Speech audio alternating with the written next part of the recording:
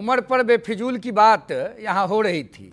72 साल की आयु में लोकनायक जयप्रकाश नारायण जी के नेतृत्व में इस देश में इंदिरा गांधी के भय भूख भ्रष्टाचार और परिवारवाद की गंदी राजनीति के खिलाफ देश का बच्चा, बूढ़ा, जवान और खासकर नौजवान जेपी के नेतृत्व में खड़ा हो गया था। उस समय जेपी की आयु 72 साल थी, 72। देश के प्रधानमंत्री के साथ पूरा हिंदुस्तान का नौजवान खड़ा है। अगर नहीं खड़ा होता तो मोदी जी बार बार इस देश के प्रधानमंत्री नहीं बनते। और नेपाल की घटना को, बांग्लादेश की घटना को, पाकिस्तान के कुचक्र को जो श्रीमान राहुल गांधी जी और राहुल जी की जो सेना है वंशवादी राजनीतिज्ञों की, जो विभिन्न दल हैं जिनके प्रमुख पदों पर राजा के राजवंशी बैठे हुए हैं। एक मिनट रुकिए ना भदौरिया जी, अरे छोड़िए ना एनसीपी की बात, आपके बीच बोल रहे थे, सुनिए आपको जवाब देते हैं। थथराई मत कीजिए, थथराई कीजिएगा तो लथराई मिलेगा। सुनिए, चुप रहिए, चुप रहिए। एनसीपी शरद पवार की है।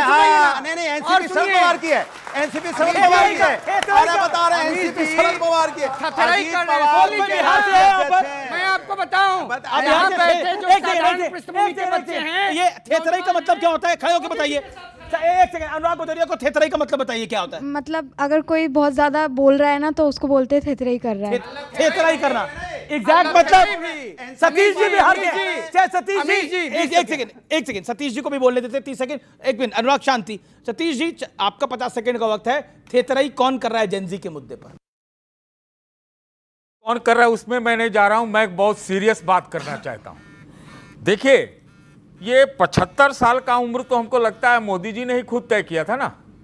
तो ये दोगली बातें क्यों करते हैं भाजपा के लोग, मुझे समझ में नहीं आता। एक मिनट रुकिए, एक मिनट। भाषा का संयम रखना चाहिए। रुकिए, भाषा का संयम रखना चाहिए। रुकिए ना भाई, मैं कहना यह चाहता हूं कि इस देश में आज जो जेनजी है उसकी पिछले 15 साल से गिनती ही नहीं हुई, यहां कोई जनगणना ही नहीं हुई है।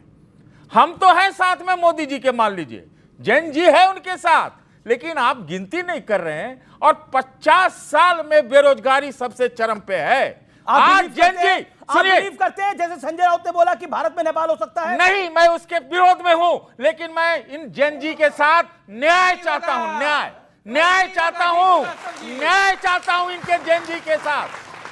जेनजी के साथ जानना, यहां 100 पेपर लीक हो जा रहे हैं, 100 पेपर लीक हो जा रहे हैं। क्यों इस पर क्यों नहीं कड़ी कार्रवाई हो रही है? ये न्याय नहीं है क्या? यह न्याय नहीं है क्या कि 100 पेपर लीक हो जा रहे हैं?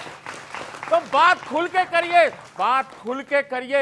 आपको ईमानदारी से करना चाहिए। ओके, आपको ईमानदारी से जवाब देना चाह रहे हैं। रोहित सिंह जवाब। देखिए, ऐसा है, मुद्दों से भटकाने का प्रयास न हो। लद्दाख में जो घटना घटित हुई वो राहुल गांधी और अरविंद केजरीवाल जैसे कुकर्मी राजनेताओं के अखिलेश यादव प्रयास समर्थन का कर देन रहे है। हैं। क्या अखिलेश यादव भी समर्थन कर रहे हैं? अरे अखिलेश जी काहे नहीं समर्थन देंगे? अखिलेश जी खुद राजकुमार हैं। देश का जितना राजकुमार है, चाहे वो राहुल गांधी हो, तेजस्वी यादव हो, अखिलेश यादव हो, स्टालिन हो, उमर अब्दुल्ला हो, मुफ्ती साहब की बेटी हो, सब लोग एक हो गया है। और इस देश के जो साधारण सूत पुत्र हैं, ये सब प्रधानमंत्री के साथ खड़े हैं। ओके, मैं वैभव के बाद आता हूं। अब आपकी अपनी बात रखना चाहते हैं। एक सेकंड ऑडियो जाओ। ओके, मैं विवेकानंद, मैं चाहूंगा शांति। अच्छा रोहित, शांत। बेरोजगार राहुल गांधी हैं। अच्छा, बेरोजगार तेजस्वी यादव हैं। ये अब देखिए, ये शेर को सवा शेर पड़ गया। बेरोजगार तेजस्वी यादव, बेरोजगार अखिलेश अनुराग, यादव। आज आपने गलत पंगा ले लिया इनसे।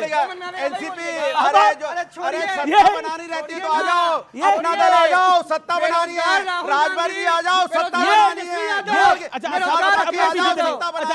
तब तो आप रीजनल पार्टी को बना लो। बैठ के फालतू वाली भाषा, कमाल की बात कर रहे हैं। अरे क्या बात हंस रहे हैं, शर्म नहीं आता है? अरे हंसना बंद कीजिए, थेथराई बंद कीजिए। थेथराई बंद कीजिए। आप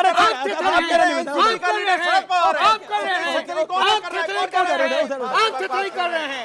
जवाब देना नहीं है। एक सेकंड, जवाब पूछ रहा है।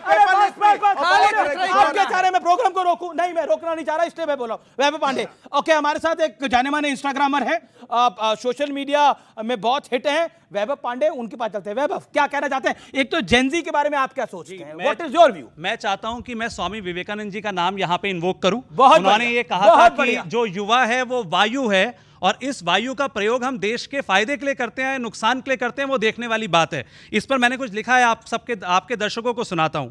कभी नेपाल, कभी लंका, तो कभी पाकिस्तान जलता है, मेरे भारत में लेकिन विकास का काम चलता है। कहीं करप्शन, कहीं सोशल मीडिया पर बवाल चलता है, लेकिन मेरे भारत के युवाओं की आंखों में स्टार्टअप का ख्वाब पलता है। कहीं का युवा आगजनी तो कहीं का युवा आतंक को चुनता है, लेकिन मेरे भारत का युवा किताब को तलवार से ऊपर रखता है। ऐसे ही नहीं आज का भारत दिन दुगनी रात चौगनी तरक्की करता है। एक बात और कहना चाहूंगा, क्योंकि हमारे साथ सच में जेनजी बैठे हैं। अमित जी, एक बहुत बड़ी बात कही जाती है, आजादी आजादी के नारे लगाए जाते हैं भारत के विरोध में। मैं इसको भारत के पक्ष में लगाऊंगा। लगाइए। हम पब्लिक चाहते, पब्लिक मेरा साथ देगी। हम क्या चाहते? आजादी। हम लेके रहेंगे आजादी, आतंकवाद से, राष्ट्र विरोध से, छोटे सपनों से, चंद्रशेखर का भारत बनाने के लिए नहीं, और परिवारवाद से, सोने की चिड़िया के पंख को आजादी, आजादी, आजादी। ये है आजादी। ओके, ये जेनजी की आवाज है, ये देश का जेनजी बोल रहा है, और ये सुनना चाहिए सबको। मैं ऑडियंस के पास भी आऊंगा, अब मैं आपके पास आता हूं। बोलिए, आप क्या कहना चाहते हैं? खड़े होके बोलिए जी। मेरा गौरव भाटिया साहब मौजूदा सरकार में हैं, तो इधर उधर आपका की पॉइंट ना क्या है बात जेनजी पे? ये बता के काफिला क्यों लुटा। बहुत भयावक स्थिति बनी हुई है। जो लद्दाख के अंदर आप देख रहे हैं, वो स्थिति उत्पन्न करने की पूरी जिम्मेदारी केंद्र सरकार की है, और इससे पहले यही जेनजी सोनम वांगचुक को अरेस्ट कर लिया है, नहीं, जो मास्टरमाइंड था इसका। नहीं, मास्टरमाइंड पहले वो मास्टर स्ट्रोक बता रहे थे जब धारा 370 इस सरकार ने हटाई थी, और वो खुशियां मना रहे थे। अब वो पाकिस्तान हो क्या है? नहीं, अंदर अब हो गए? पाकिस्तान तो हो करके बहुत से लोग आ नहीं, चुके हैं। पाकिस्तान हो क्या है फरवरी में? आज जो स्थिति बनी हुई है बहुत भयावक है, और उसका एक उदाहरण आप मणिपुर के अंदर देख रहे थे। उसके बावजूद भी आपने सबक नहीं सीखा। मणिपुर जलता रहा, आप खामोश बैठे रहे, और आज जो स्थिति लेह लद्दाख के अंदर हो रही, तब भी तमाशबीन की तरीके से आप तमाशा देख रहे हैं। देश के युवाओं को रोजगार चाहिए। देखिए, सबसे पहले इन्होंने कहा काफिला क्यों लुटा, तो मुझे लगता है ये 11 साल से भारत से बाहर थे, अभी अभी लौटे हैं। क्योंकि काफिला कब लुटता था मैं याद दिला दूं, 2G में लुट जाता था, CWG में लुट जाता था, जीजाजी में लुट जाता था। अरे इतना लूटा, जनता ने लात मार के हटा दिया, और अब हमारा काफिला बड़ी मजबूती से चल रहा है। और अब देखिए किस तरह से भारत प्रगति कर रहा है। बरेली में मैं एक बार फिर बता दूं, बरेली के अंदर जो वारदात हुई है, जहां बरेली के अंदर जिस तरह से वहां पर भी युवाओं को आगे लेकर रखा गया, आई लव मोहम्मद के पोस्टर बैनर निकाले जा रहे थे, और नमाज के बाद वो घटना घट रही थी। उसके बाद वहां पर काफी विवाद हुआ, पुलिस को लाठी चार्ज करना पड़ा। ये बड़ी खबर है इस समय की, लेकिन वहां पर भी युवाओं को आगे रखा गया है। ओके, अनुराग भदौरिया, अगर उपनाम हटा दें तो कई लोगों का खेल बिगड़ जाएगा। वैभव, मैं आपके पास आता हूं राय लेने के लिए।